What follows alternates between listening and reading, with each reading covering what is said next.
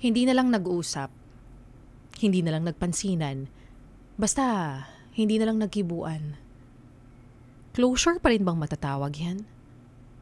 Heto na. Ang Laika Barista moments nating pinamagatang. Having no closure is the closure.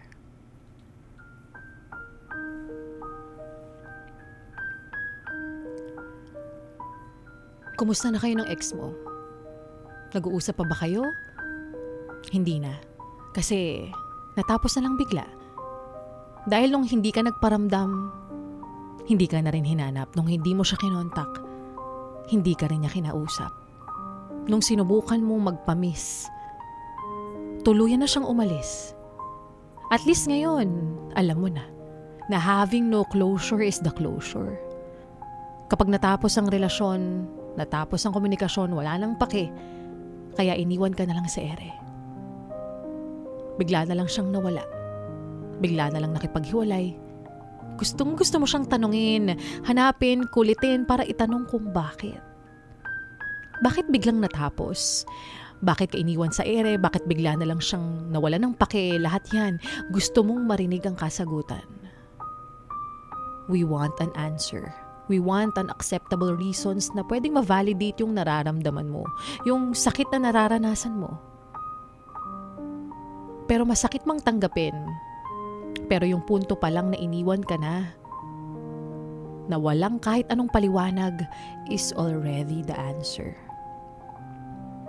Na wala na siyang pakialam kung anong ginagawa mo, sinong kasama mo o nasaan ka man sa mga oras na ito at hanggang doon na lang yun.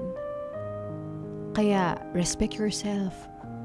Kapag iniwan ka na parang wala lang, na ganun-ganun na lang, hayaan mo at tandaan mo na siya ang nawalan. Nawalan ng taong nagmamahal sa kanya ng totoo, taong tanggap ang mga pagkakamali niya dahil hindi naman siya perpekto. At ikaw, nawalan ka ng taong tinitake for granted ka at hindi makita ang halaga mo. Masakit lang sa umpisa pero at the end of the day, wala kang magagawa kasi kung hindi ka na gusto, hindi ka na gusto. Kahit bali-baliktarin mo man ang mundo, wala na talaga siyang pakialam sa'yo. Hinding-hindi ka niya susuyuin, kakausapin, o babalikan. Hinding-hindi niya rin makikita ang halaga mo. Kasi kahit kailan, hindi naman talaga niya tinitignan yun.